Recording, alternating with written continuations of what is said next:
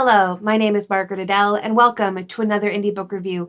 This one is one that I actually got from the publisher, not the author, which doesn't happen a lot. But today I am reviewing My Fence is Electric by Mark Newman. This is a short story collection.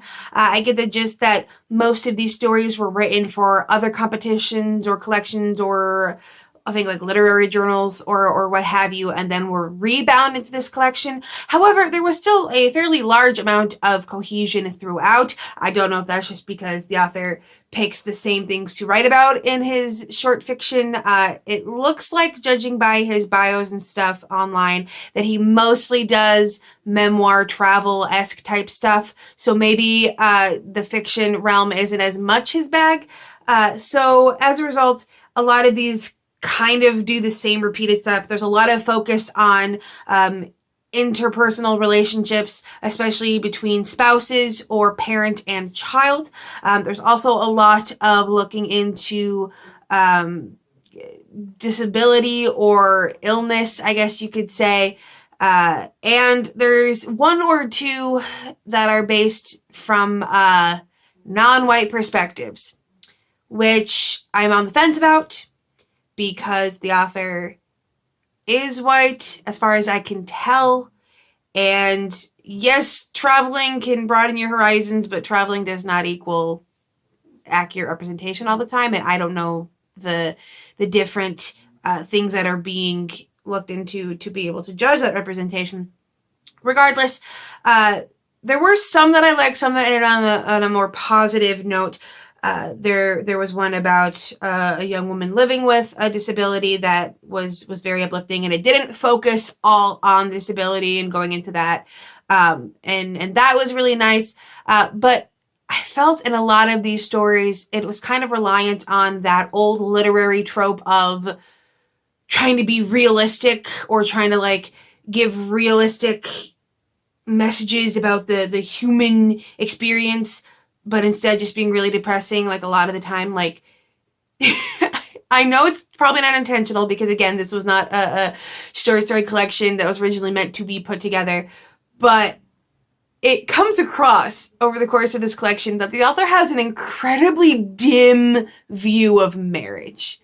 Out of all of these stories that focus on marriage, they're almost to a one toxic. I think there's one that like ends on a slightly happy note where it's like, yeah, things are really bad for them, but like it might get better, but so much of it is cheating and lying and being horrible people. And that feels like a very boomer mentality.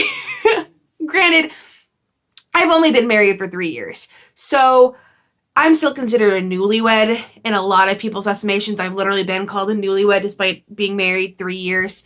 But like, just the other month, my husband realized that my work was getting stressful, and so he randomly bought me a present specifically in my nerdy interest because I made an offhanded comment at a Ren fair and he remembered it. So like, this whole idea of marriage being horrible doesn't jive well with my worldview. But yeah, a lot of cheating. But like, it didn't even feel like sexy. Like, it brought up sex. Like, not specifically, it wasn't erotica, but like, it didn't even feel sexy. Like, I'm sitting there going, why are these people cheating? It doesn't even seem like they want it.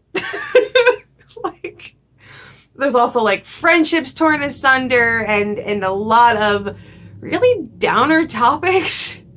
And I'm not sure if that was the intention. I'm not sure what went into the curation of this. It also went into very poetic aspects, sometimes veering too far. I like poetry, but when you're trying to find an analogy from like a dead fly floating in water, like maybe.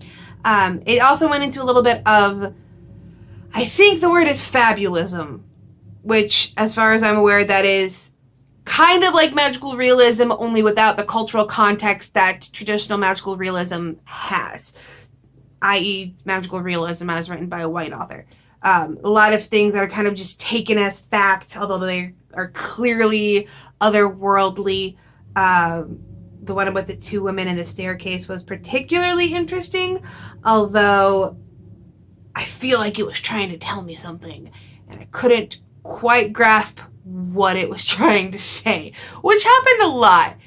For someone that loves poetry as much as I do and loves themes, these poetic themes were kind of all up in the air for me, and part of me was like, maybe there weren't themes at all. Maybe I'm trying to pull out themes where there weren't any. I honestly have no idea. In general, this is going to be one of those collections that is definitely going to be based on your tastes. In general, short story collections tend to be a hard sell. I've had a lot of authors that were surprised at being able to find someone that wanted to review their collection at all. So I wouldn't be surprised if a lot of people just aren't necessarily reading them. However, if you do like short stories, specifically literary and fabulism pieces, then this is definitely one for you to check out. I would be like, hey, could someone from this demographic check out this short story for representation? But again, I only know that it's trying to be non-white. I can't quite figure out what demographic of, I think, Indigenous it's trying to be, which gives me pause. Regardless, I gave this book 3 stars.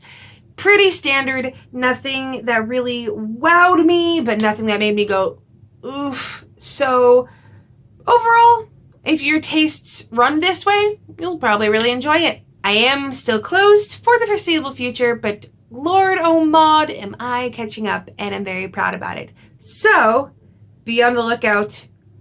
Fingers crossed for me to be open again to review requests by the end of the year. Here's hoping. And with nothing else to say, I hope you have a wonderful day and a marvelous tomorrow.